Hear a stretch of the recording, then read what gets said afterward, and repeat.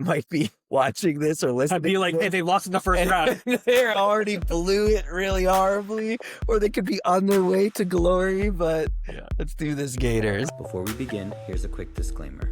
This podcast is for informational and entertainment purposes only. It is not a substitute for professional mental health advice, diagnosis, or therapy. Nothing shared on this show should be taken as professional guidance. If you're struggling or feel you may be in crisis, please call 988. Reach out to a qualified mental health professional or someone you trust who can connect you with immediate support, or call 911 for emergencies. Enjoy the show. Welcome, everyone, to the Man Up Together podcast. My name is Alex Peskin, and I'm here with my lifelong friend and co-host, Bobby Jacobs.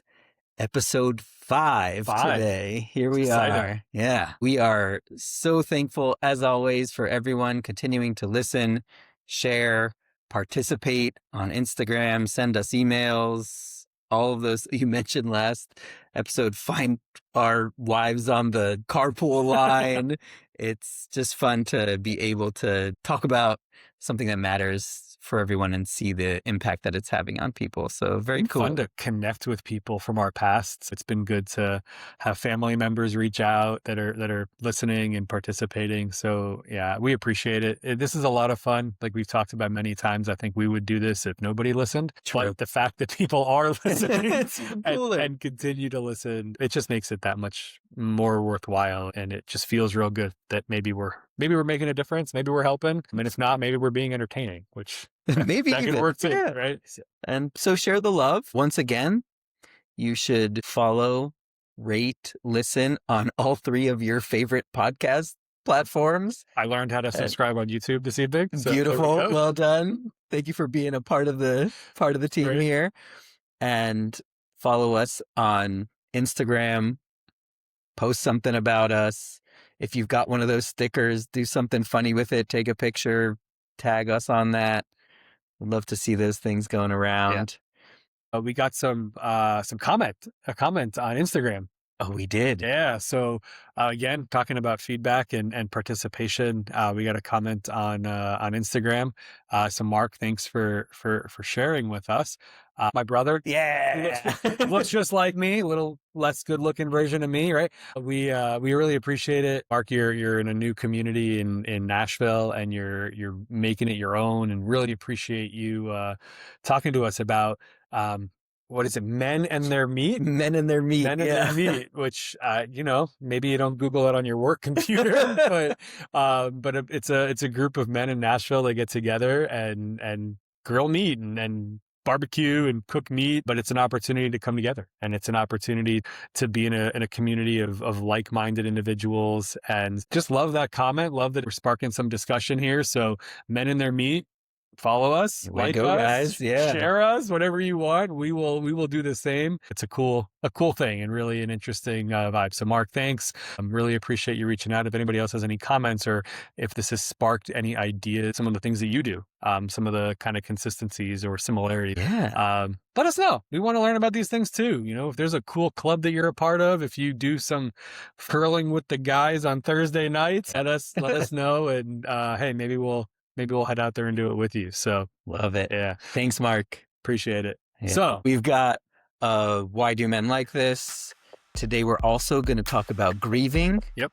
And as always, we're going to end with some mistakes, wins, and challenges.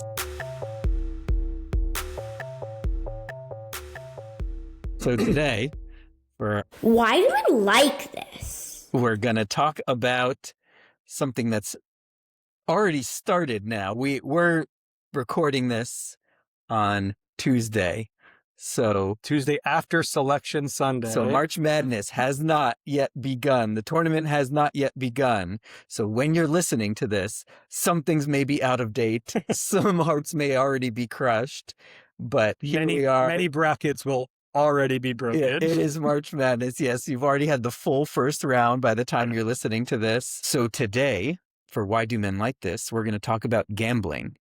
Because I heard this week that this stat is crazy. Yeah. Sports books are expecting to take in $4.5 billion in bets on the NCAA men's tour. Outside of brackets, right? This isn't brackets, right? This is it's just straight games, bets. champions, those kind of things. That's like the GDP of a small nation. Media, maybe? Yeah. Right? I mean, it's Crazy. So yeah, I think the gambling aspect of this is probably something that we don't necessarily talk as much about, related just to March Madness, right? Yeah. Gambling, sports gambling, casino gambling. As we talked about the Why Do Men Like This segment, we're going to talk about why do men like this? We're going to talk about the positives and then the potential negatives, right? Yep. So if we go into maybe some of the why do men like gambling, right? What are some of those reasons from your perspective? One of them that I think about is dopamine. Yep. That it's the neurotransmitter that tells you, keep going, get more of this. This feels good. It's literally why men like this. It's the chemical signal in their brain. It is pervasive in a lot of things that we do. Social media, video games, lots of things that we can get stuck doing. It's also exciting, exhilarating, and I think a lot of people have the idea, I could get rich doing this. And I think that's one reason that people do a lot of gambling. So you were making bets thinking, this is my ticket to who knows what. That can be a really exciting thing.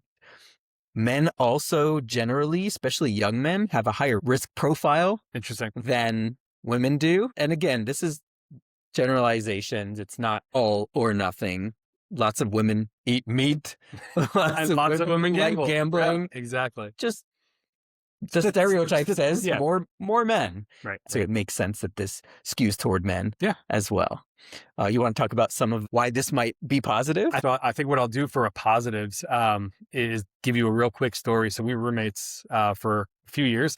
And the last year we were roommates, we were both finishing up graduate school. And we didn't have a whole lot going on from graduate school perspective. I don't know the number, but we probably the number is too high. Yeah, we probably completed upwards of 150 to 200 brackets, March Madness brackets. We had this big wall in our apartment, and we put them on the wall. How do you decorate that? What better way than that? I think the worst part about it was actually going through and checking the brackets. Suffice it to say, none of the brackets were 100% correct. Right.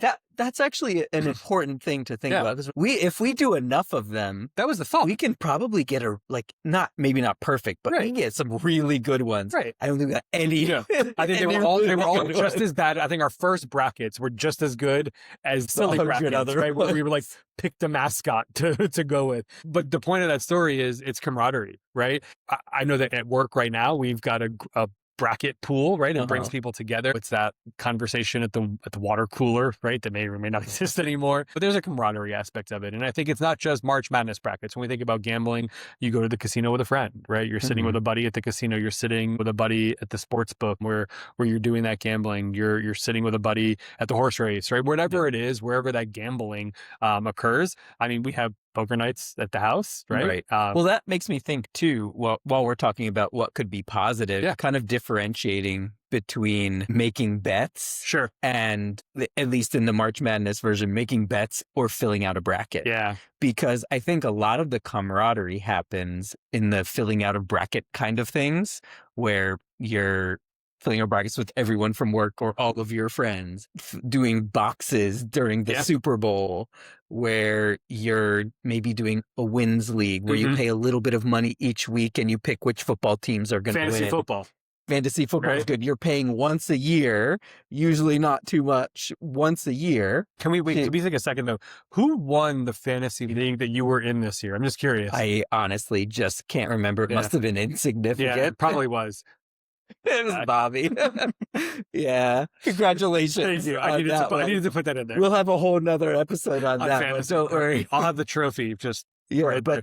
Fantasy football, March Madness brackets, those kind of things, I feel like those are the less risky, more camaraderie version of that. And I think that fits very much in the positives section here. But then when we get to the possible negatives, is it maybe not the greatest thing? The reasons this might be something that could become problematic is, I mean, you can do this also with brackets and with fantasy football. You can be in enough leagues that you can't afford it. Yeah.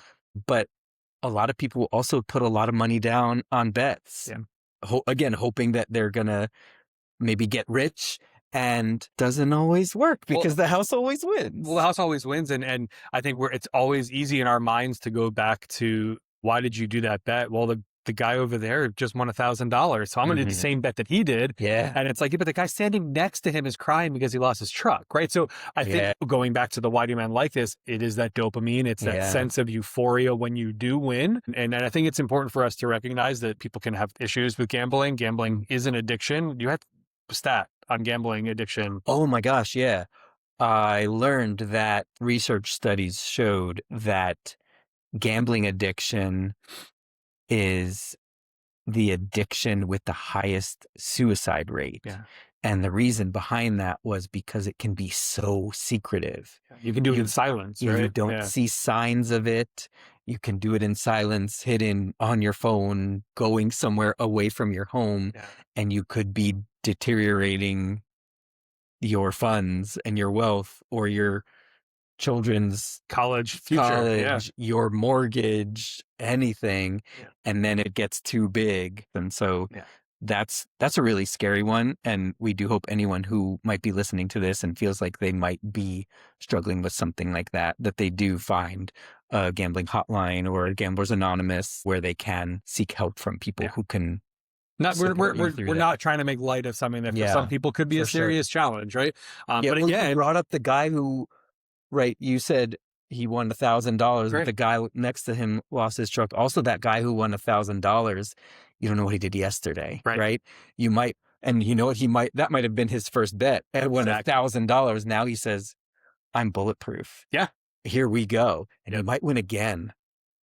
But eventually, it's going to stop. Well, eventually you're going to chase your losses and you're going to say, well, I won those few $1,000s, but then I lost a bunch of $1,000s. If I keep going, I'll get it back. And that's not how it works. The system is built to make money off of people. There is a reason to make you rich. There's a reason the sports books will bring in $4.5 billion, right? And talk about the science of it, right? Dopamine in and of itself, as your body can become less sensitive to the same amount of dopamine, right? So dopamine works with its receptor. More and more dopamine needs to be produced to bind to all those receptors to provide that feeling of euphoria. If you don't have that excess level of dopamine because you're not winning like you were, or because you're not reaching for that higher level, that's what takes that bet from $20 to $1,000, right? There is a biological response to all of this. So yeah, I think gambling is something that is fun for a lot of people. Right. We're doing a family bracket at my house. I know my wife and my two daughters filled out a bracket. All three of those are based on vibes. I mean, mine's based on vibes too, let's be honest. That's a good point. We'll see how they go. We'll see who at our home wins. I think we bet on the winner gets to pick where we go to dinner for the evening. So, even a little bit of gambling there, right? Mm-hmm. So that's our Why Do Men Like This? That's it for Why Do Men Like This. Yeah. If you got any more Why Do Men Like These, I know one of your colleagues gave us a Why Do Men Like This, so appreciate that. We're going to definitely keep a running list. And so thank you to Sarah for adding something to that list. We're definitely going to get to that one soon because it's a good one. It's a good one. If anyone else can think of anything that feels applicable to their lives, important, silly, whatever it is, we would love to hear what those are. But again, that's our Why Do Men Like This week.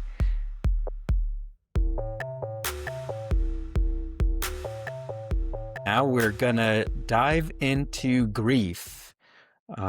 Bobby, why are we talking about grief this time of year? Yeah, it's a good topic. Good topic. Great topic. So we're approaching a time of year now, the anniversary of both of our dads passing. I know that as we were talking about what we were going to do for our next episode, we got a good list of things. And I actually said to you, I think that I need to talk about grief this year for some reason, whatever it is. And I think we're going to get into this a little bit, is a little bit harder for me this year. I don't know why. There's nothing special. There's nothing different in my life, at least that I can see. But for us, I think talking about grief and grieving, the grieving process is really important. So before we talk about ourselves with grief, we're going to be pretty vulnerable in this episode. We're going to talk about some things that are pretty deep to us. But I think before we talk about ourselves, I think it's important to talk about grief and grieving through the kind of societal eye of manliness, right? And where we've seen, I think, society have the conversation with men of how to grieve or how not to grieve. Or not have the Or conversation. not and have just the conversation. model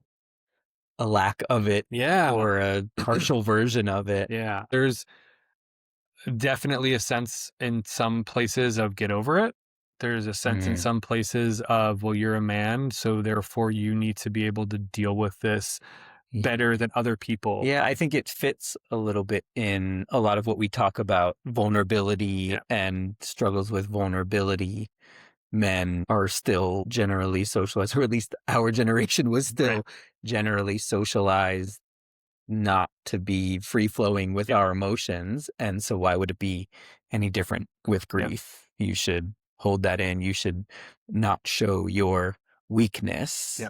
Where I think the more and more we talk about this, the more comfortable I get with the idea that vulnerability might be the ultimate strength that you can show.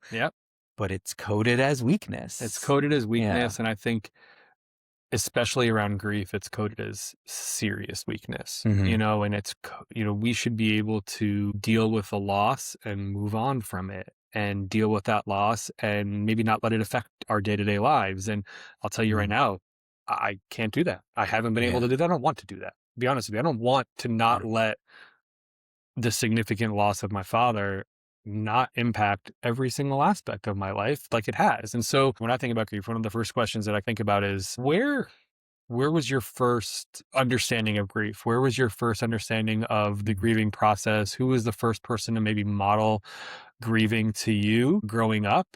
Is it different than you grieve? Is it the same? I guess talk a little about some of your memories around grief and grieving. So there were people in my family and in my life who died when I was young. I remember my dad went to New York when his grandma died. Those small memories are there for me, but not a lot of what it was like for them, what it meant for them. And maybe that's actually a bigger answer than I think I'm giving right now.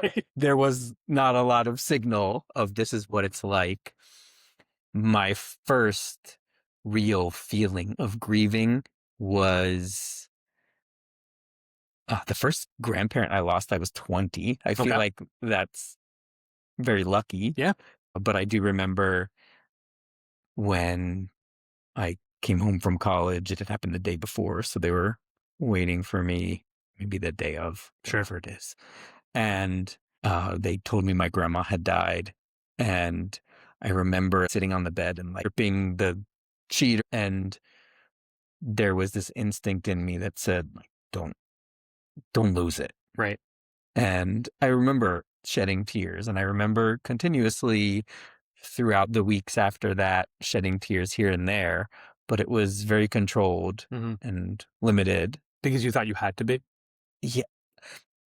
Maybe I don't think I thought anything. I probably knew I had to be. This is just how you do it. You don't show your weakness. You don't cry. God forbid you show emotion. Bottle that shit up. And that was, I think, the main one I would say before the death of my father. Is there anything for you growing up? So I think of two kind of separate things.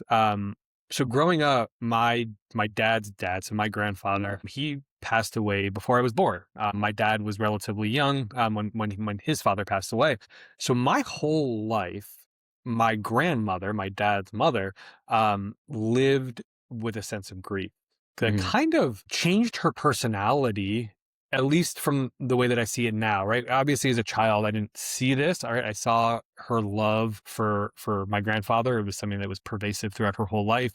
I mean, she carried around his dog tag, and she always was rubbing his dog tag in her hand. And there were pictures of my grandfather, conversations about my grandfather. I had the opportunity to talk to my dad about my grandfather and about my grandmother as well.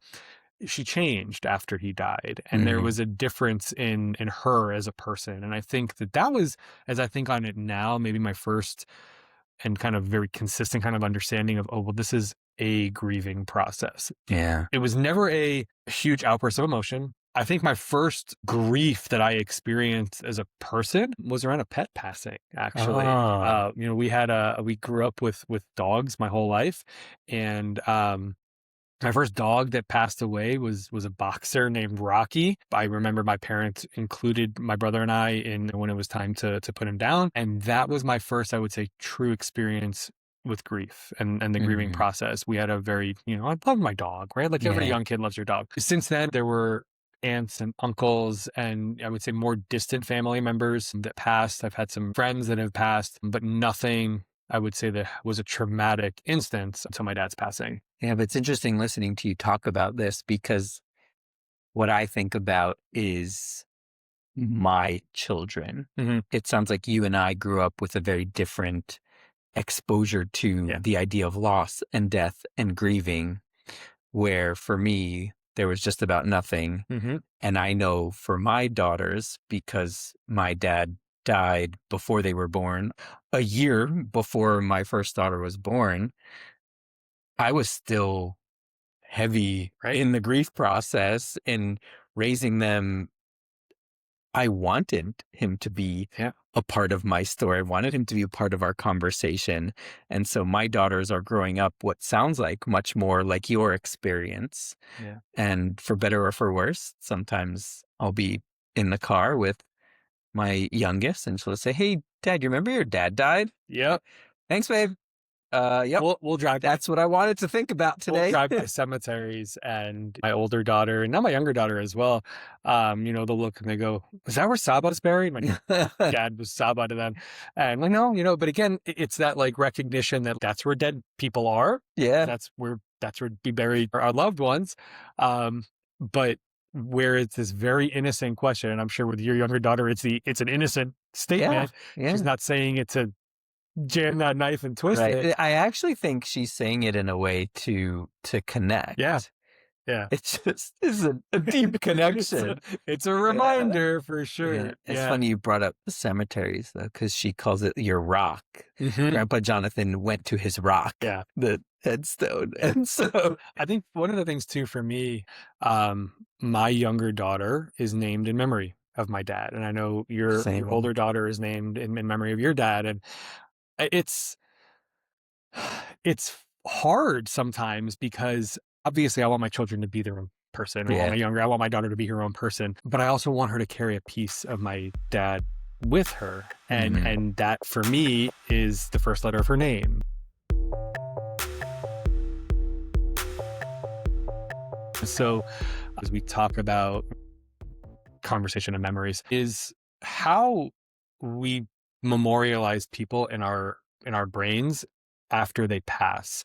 One of the things that I struggle with sometimes is the concept of only thinking about the positive attributes or the positive aspects of my dad. Sure. My dad was a great guy, but he wasn't a perfect person. But when is it okay for me to start recognizing that after he passes? When is it okay for me to start having those conversations with the people around me about the memory of my dad, where, yes, I want to memorialize my father in a way that memorializes the wonderful things and the wonderful person that he was, but also there are aspects of his life that weren't perfect. Yeah. And so do we change our memories? Do we exclude certain memories? I don't know. It's been a hard concept for me to reconcile. I think that in a way, it's a protective mechanism in our brains where when we've lost someone we love, we can shift the way we see them a little bit. Maybe that helps with the grieving process because now we're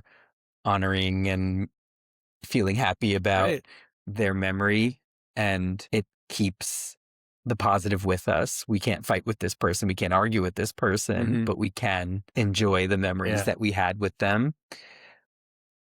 I think there's a really beautiful part to that. I also think, listening to you talk about this, that there's probably a lot of value to introduce the other realistic parts into it as well, because people are more colorful than just the things that were great and perfect.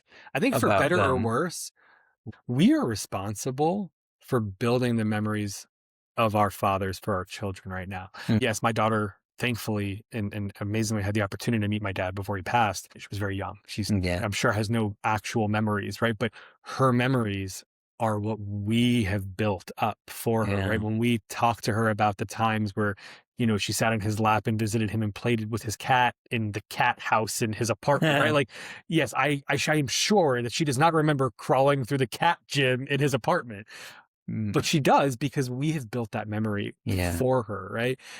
We are responsible for that. And like you said, it's protective. I want my dad to be someone of significance and importance and love and all the things for my daughters, but I also do want them to know that he was a person, and people have Yeah. flaws, and people are so far from perfect, everybody. Right. And that'll probably help us as well, because we know the people we lost Yeah.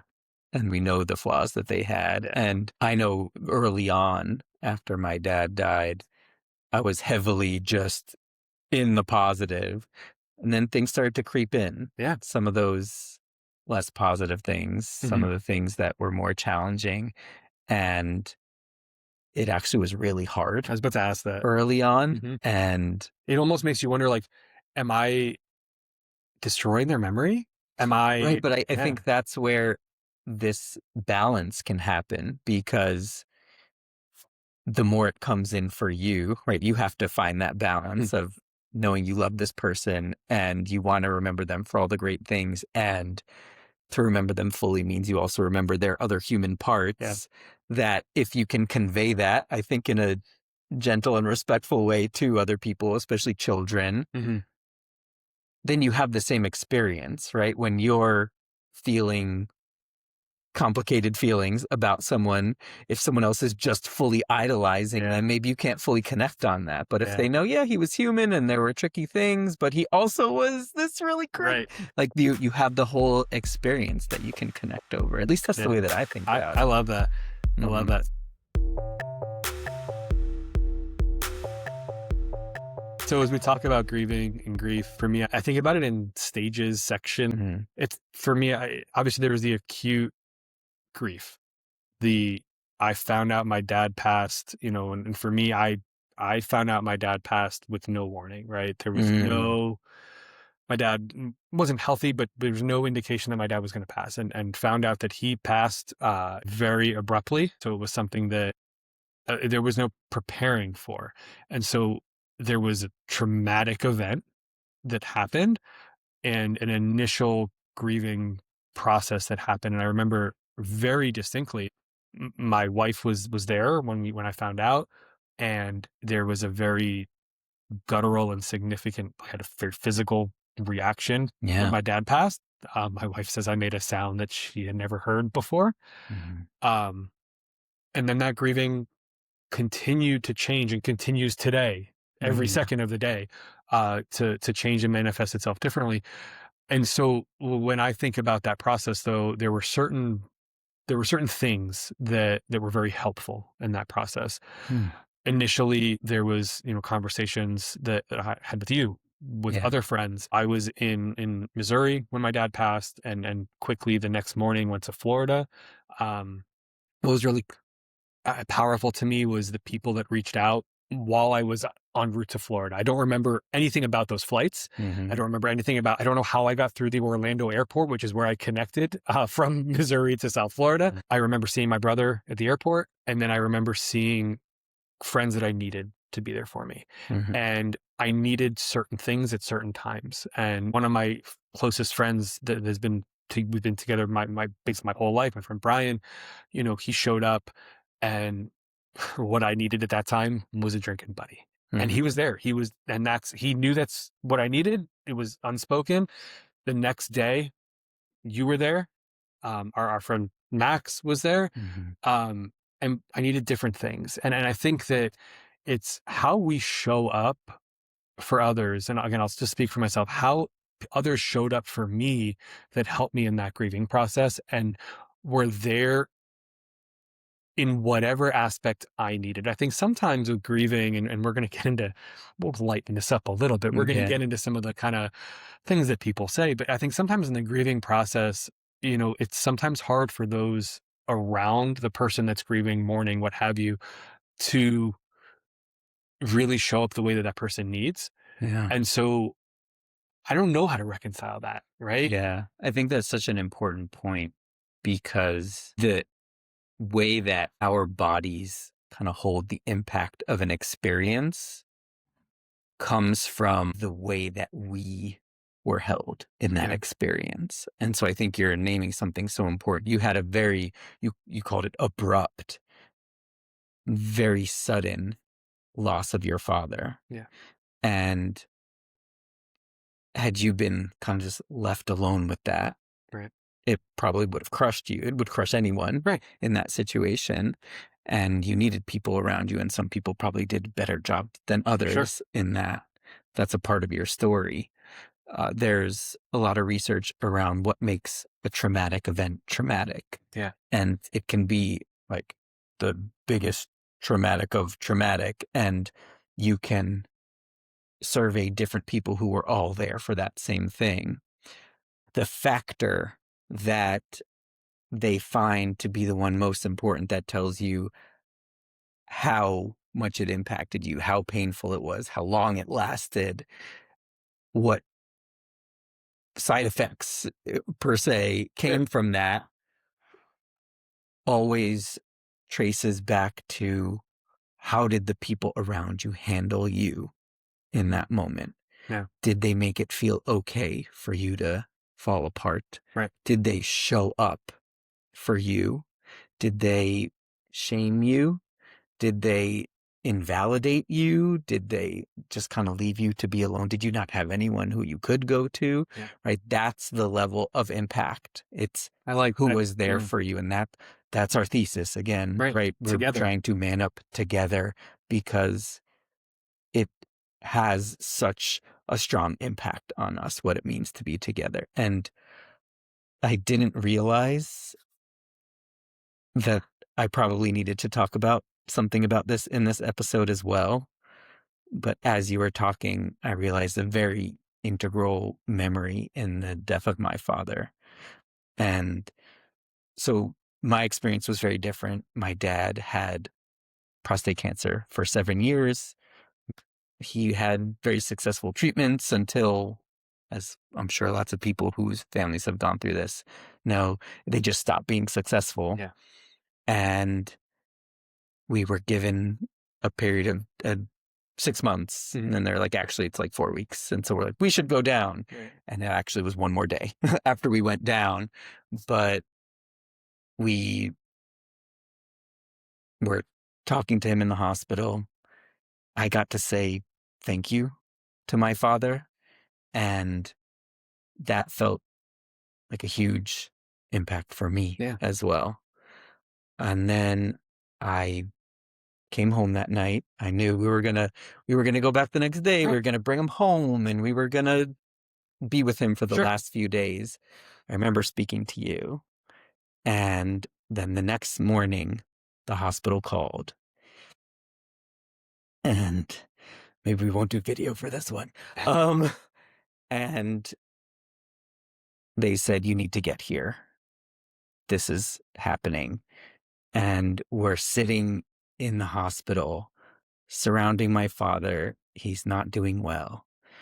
And I get a text from you just saying, hey, just checking on you. I love you. And you were talking about, we don't know what we need until we're in it in that moment. And we don't know who's going to show up for us. And we don't know how they're going to show up for us. But that was just such an impactful experience for me because there was someone there thinking about me early in the morning and just saying, I'm going to reach out and check on him, right? You thought we had a few days. You didn't know. I actually went back. You texted me 18 minutes before he died. And I'm always very grateful for that. And I think that is really big on the point that you were bringing up. How do the people that care about you show up for you? Yeah. And it's by showing up. It's not by saying the right thing. It's not by doing the right thing. It's just by reminding that you're not alone. Yeah. Just a little text. And then obviously a day later, you, Max, other people from our life come to physically be there. And I think that was a really important part for me as well. And so thank you. I hope I said that before, but thank you for being there in the way that you were there I for think me. it brings up thoughts to me of, you never know how you're going to respond to any situation. Mm-hmm. I always thought and continue to think that I can handle any situation with grace, with power, with whatever. Mm-hmm. When I found out Dad died, I did not have the strength to stand, to sit, Mm-hmm. to do anything, and not only that, there were practical things that needed to happen. I Yeah. needed a plane ticket. Yeah. I don't know how I got it. I know obviously my wife didn't, right? I don't know how I got to the airport that next morning. And I think that there's, you realize after the fact what you need. And again, it's that together aspect of the people that you need and the people that are there most for you, I think are the ones that for me were the ones that were just there no matter what I needed. Mm. I know that there were things that I asked you to do. I Yeah. moved tables for my mom to my mom's house, whatever it was, Yeah. and so anyway, I think there's just a powerful part of the together parts. So one of the things I want to talk about is exactly what we're doing right now, is crying. Yeah. So men don't cry, do we? That's right. Men don't We're not cry. supposed to cry. We're supposed to suck it up. We're supposed to deal with it. When did you start crying? This was it. I guess I was talking about this when my grandma died, that I shed some tears a little bit here and there, but it all changed in 2018 for me, where it started when we were being told 6 months, 4 weeks, whatever it is, that it hit really hard and I couldn't hold it in anymore. And then I realized this thing happens where your body builds up all of this pressure and all of this tension and all of this pain. And it actually has a mechanism where it helps it release. And after you release it, you don't feel as intensely stressed out. What was cry? Right, crying. Yes, that's what it was. I'm sorry, I didn't learn about it until I was 31. So yeah, but I started crying out of my control until I realized, oh, maybe there is a use for this. And I would only do it with my wife in the beginning, and she would like see the thing on my face and she'd be like, oh, this is going to be one of those moments. And she would come, she would hold me, and I would cry on her shoulder. And then after, I'd just take this deep breath and go, whoa, like, I feel a little bit better. And I think I started to realize, what if I stop resisting it as much? And I think to some extent, I still do resist it a little bit, and in certain places more than others. For 31 years, you basically taught, hey, don't do that. Yeah, but it's got some power, and I'm glad I've unlocked this thing no one's ever heard of before. No one's ever done before. Right. And it's okay to cry. Yeah. And it's okay to do it in public. I think for me, one of the hard things, like you, initially it was anything and everything would trigger it. And oftentimes I would want to be alone when that happened. Yeah. I had a routine with my dad. I would call my dad in the morning. And I typically had to work around 6 a.m. My dad was working nights, so he was awake at that time. And so he was the only person. I would call my dad in the morning on the way to work. And when that wasn't a possibility anymore, it turned into the time I used to cry in the car. Talk about people showing up. Your wife knew that I would talk to my dad in the morning. And I'll never forget, for a while after my dad died, I would get either a text or even a phone call from her trying to fill that gap, which was just incredible. I think one of the things that's been interesting to me about crying has been, I was always shocked, like you, of the aftermath. I never again, I think it's because of societal ways that we were raised, that I was raised. Crying was a sign of weakness. Mm-hmm.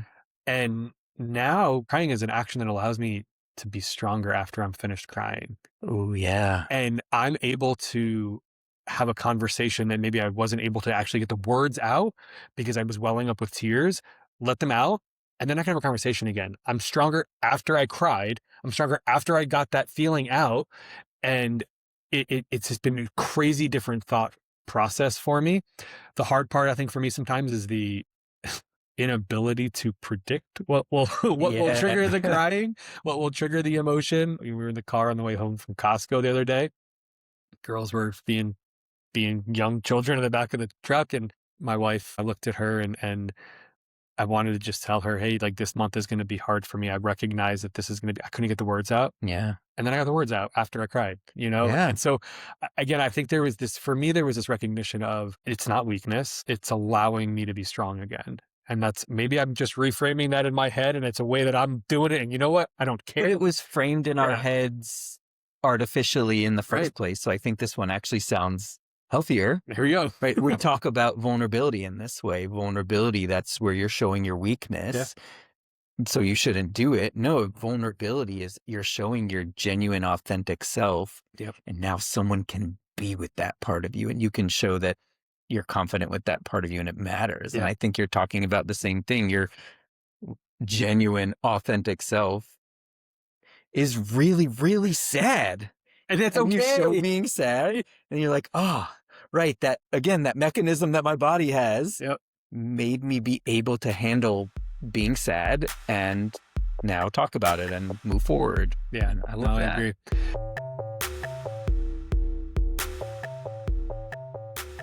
So grieving too, I think it's important to recognize that grieving comes in many flavors. Grieving comes for many reasons. We're talking obviously about significant instances in our lives of loss, right? Death. And I think that death and grieving oftentimes go together.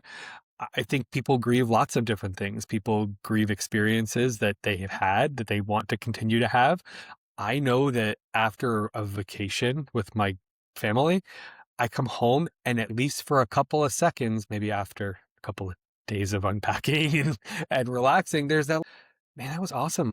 I'm sad that's over. Yeah. And that's also grieving, right? It's the grieving of, I don't have a baby anymore. I've got a 3-year-old and a 7-year-old, and I kind of miss the baby part of being a parent for a couple of minutes. And then I remember and then I move on. So it's the beautiful things, it's the balance, and it's the challenging thing. Right. So I think it's important to recognize that grieving comes in a lot of ways. Grieving hits you in a lot of ways. Yeah, that's a useful idea to think about for me as well, though, right? Because there are the people that we lose in our life to death, but we can even lose people for other reasons because they're just not a part of our life anymore. Ending college, I feel like there was grieving there because there was a lifestyle that felt really great, and then I had to go be a real person. Moving homes and states, there's grieving there. I think at times we grieve our childhood, right? Like, there's this thing going around on social media right now where it talks about like, who were you back in the 90s? And it's like, man, I kind of miss the 90s a little bit. I was thinking about it and I was like, well, who was I back in the 90s? Well, man, first, like, I had a rat tail. That was really cool. I wore windbreakers. I think they had the Charlotte Hornets on there. I like the Ninja Turtles and like riding my bike around this. So, like, again, like, I think there's this concept of you can grieve a lot of things. Okay. So as we kind of go through this a little bit, we talked about how people show up for you. People always don't show up in the right way, the best way, the greatest way. I do want to caveat the beginning of this with, I think people show up in the way that they think they are being the most helpful. Yeah. Everyone, I think, has the same intention to be caring. How it comes off? Yeah. And I think, right, you named that before. There are people in these hardest moments of our lives who showed up for us in the way that we needed it. Yeah. And what we named was a signal that I'm there, or then physically being there when the time was necessary.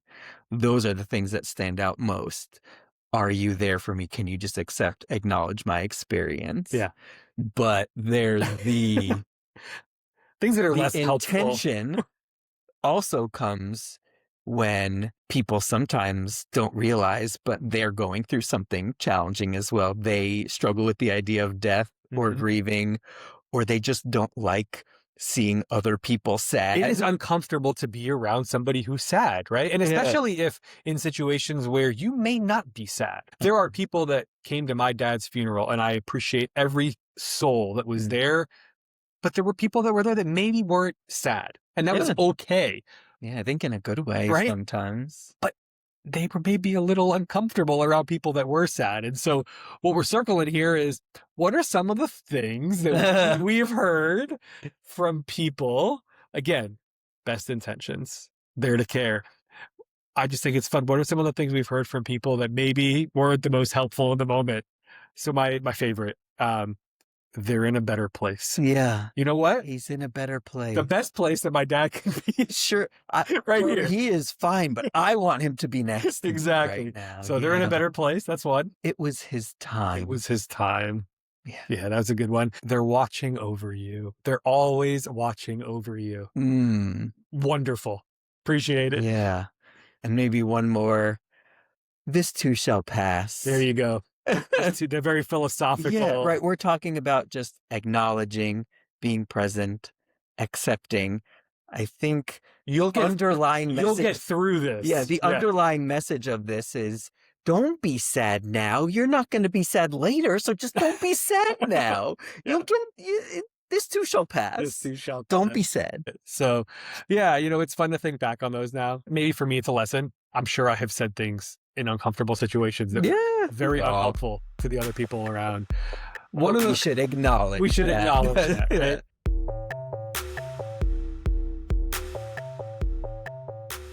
One of the things that was super helpful for me that I never thought would be, and I never had the opportunity to do before my dad passed, was write a eulogy. And I took that opportunity to eulogize my father at his funeral. And I can't really describe why, but what I can say is how much it helped to start the healing process. It allowed me to get feelings out of a jumbled brain that I kind of likened it to like a ball of yarn, and into a spool of yarn there's a lot going on in that spool of yarn. There's a whole lot of stuff spinning there, but it was ordered, and it had a reason for being there. And I was able to kick the things out that didn't have a reason. My eulogy for my father was not all positive. I called out specific parts of his life that weren't positive. I called out specific parts of his life that challenged me. And I called out specific parts of the very early grieving process that challenged me. But what I can say is it was such a powerful opportunity to remember my father, recognize the people around me that had shown their love, care, all of the things, their presence. So I don't know, that was just something for me. I don't know, you obviously had a chance to eulogize your father as well. I did as well. And I remember it's a quick turnaround. We have about 2 days before we buried them. So I remember 2 hours the night before the funeral, I stayed up late and wrote, and then I woke up 2 hours early the next day so I could write for 2 more hours.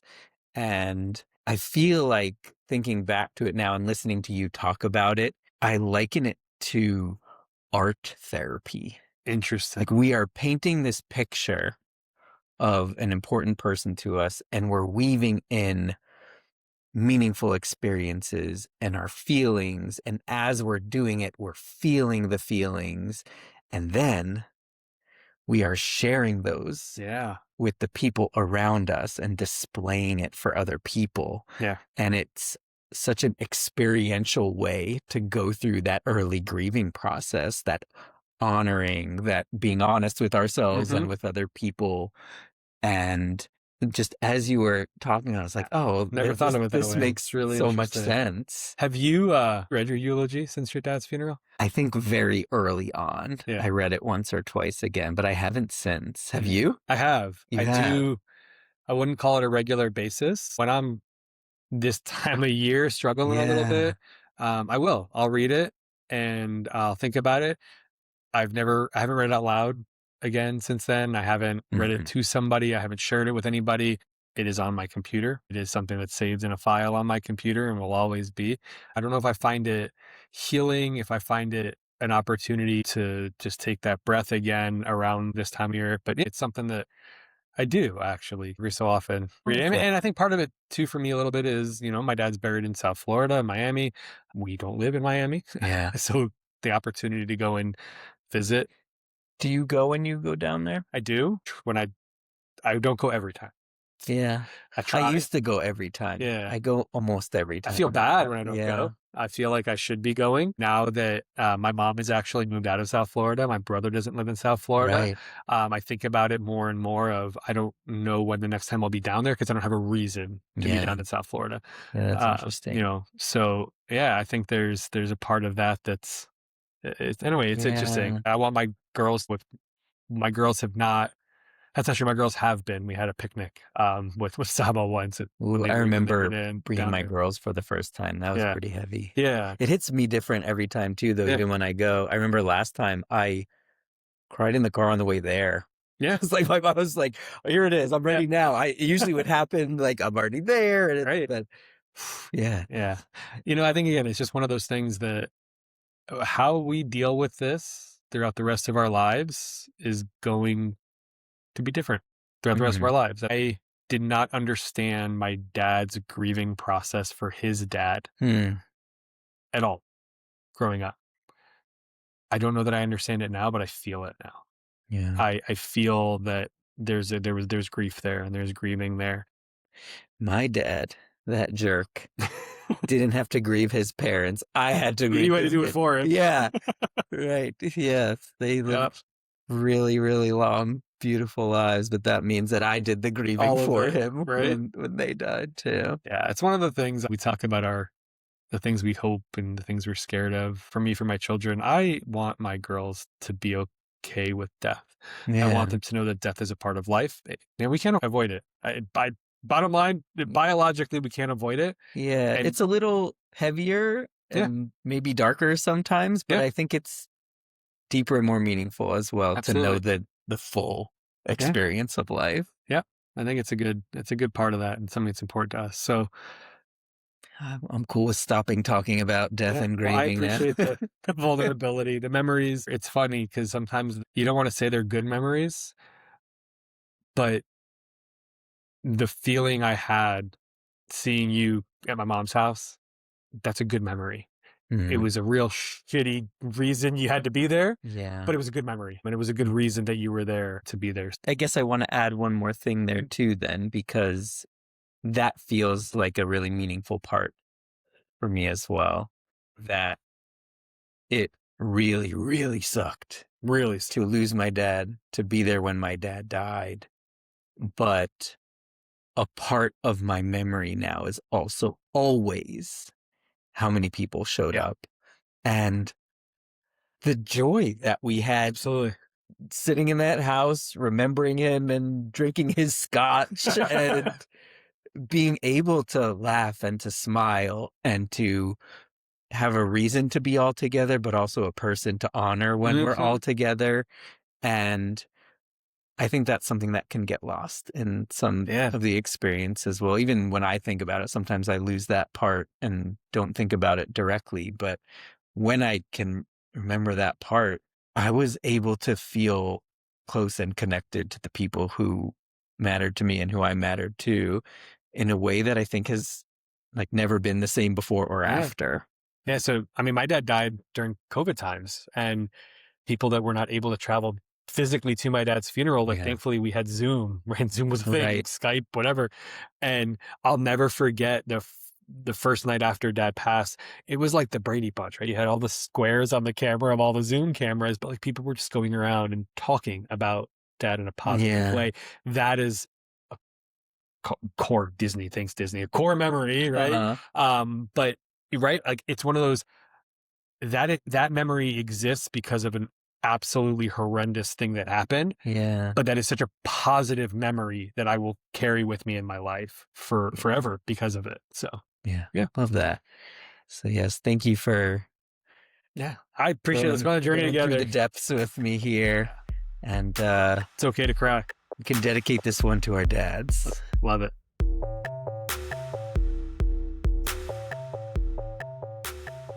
All right. So let's move into some mistakes, wins, and challenges. And this week, we're going to do it a little bit differently.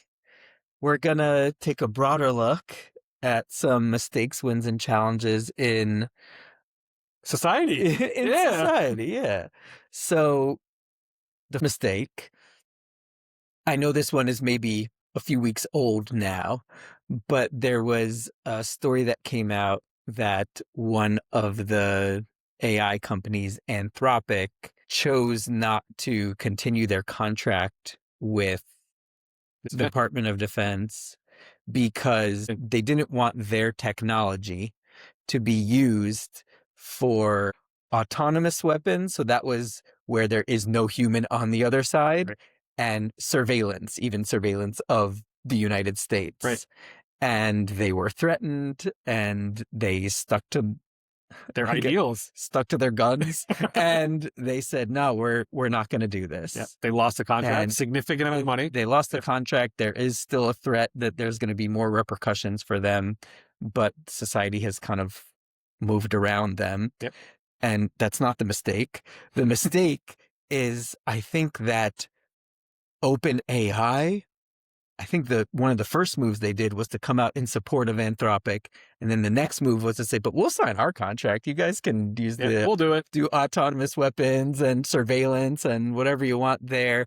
And this is a huge company valued at billions and billions and billions of dollars. And they are sacrificing ideals for money. Profit.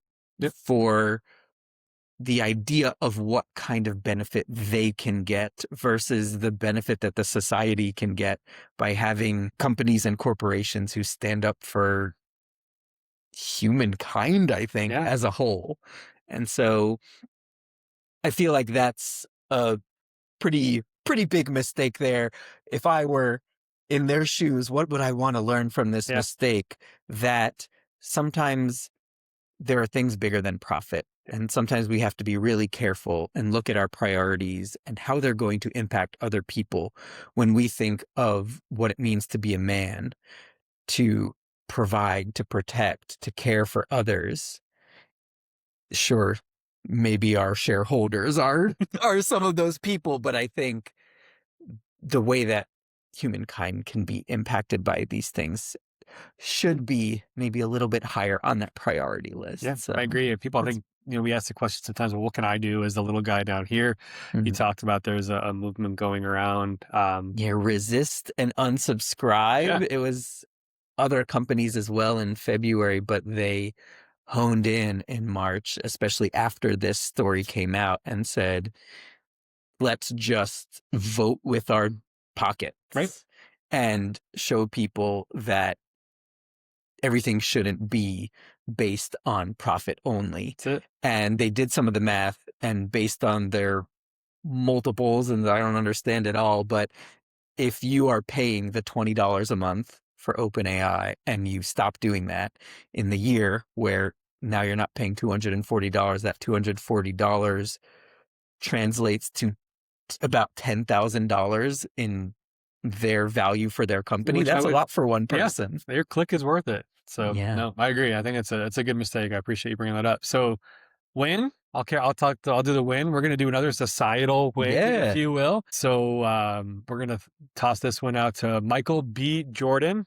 Not the same Michael Jordan Different Michael Jordan we talked about last time. So Michael B. Jordan, congratulations. Best Actor for his portrayal of his character in the movie Sinners. He won the Academy Award, competing against other amazing actors, Leonardo DiCaprio, Timothée Chalamet. But for the win, obviously the win of the award is pretty amazing. But what we're really excited about was the first thing that he did was his vulnerability, his emotion, his taking his head and putting it on his mom's shoulder, his embracing of his mother. That was such a, I think, powerful, release of emotion, but also a way that maybe we don't necessarily expect men who are winning that award to do. Right. In his speech, he was very specific and talked about the people that came before him, the Black actors and actresses and directors and producers that came before him that helped him to get where he is.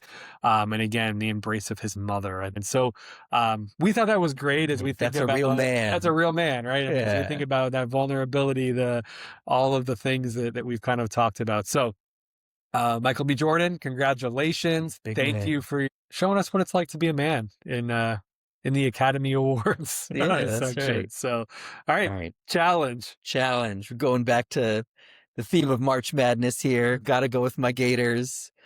Last season, they came in hot. They had won the SEC championship and rolled through the tournament. But this year, they were 1 seed again, but they lost in the semifinals of the tournament. They're a little bit in a big way. It wasn't a good game. And so, it was not not a close one. And so my challenge here, the Gators, Todd Golden, head coach, to stick to the plan, to have that confidence even after a loss. Let that loss mean something. Yeah. To slow down, to do what you're good at, and to bring it all home. And again, you might be watching this or listening. I'd be like, hey, they lost in the first round. They already blew it really horribly, or they could be on their way to glory, but let's do this, Gators. I love it. I think one of the cool things, we talked about obviously March Madness a lot. I'll give you a challenge. I want to take a second to watch March Madness through some other lenses, watch the emotion, watch the way that the fans, I know you've had the opportunity to go to a couple Final Fours, which is really cool, but watch March Madness maybe through the lens of what we're trying to get out there, this together aspect. I love the end of the championship games, cutting down the nets, the team, the camaraderie. What is it? One shining moment? One shining moment. Yeah. Yep. So anyway, that'll be our theme for this episode. Outside of grief is going to be March Madness. We'll see how those two things mush together. Hey, I don't know about your dad, but my dad filled out his bracket every year. Love it. Absolutely. Yeah. Love it. So, well, again, I think this is a lot of fun. Really appreciated it. For those that are listening, thank you again. Please interact with us. Questions at manuptogetherpodcast.com. Interact with us on Instagram. Like, subscribe, rate, follow, all the other words that we're supposed to use from a social media perspective. And let's man up together. All right. Let's man up together. All right. I'm going to give you a hug. The Man Up Together podcast was produced and edited by Alex Peskin and Bobby Jacobs. Special thank you to our wives, family, friends, and coworkers who have supported us in so many ways throughout this process. You can find us on Instagram at Man Up Together Podcast. You can email us at questions@manuptogetherpodcast.com. If you are interested in joining us on this journey, please like, subscribe, and share this with someone you care about. Thank you for listening. See you next week.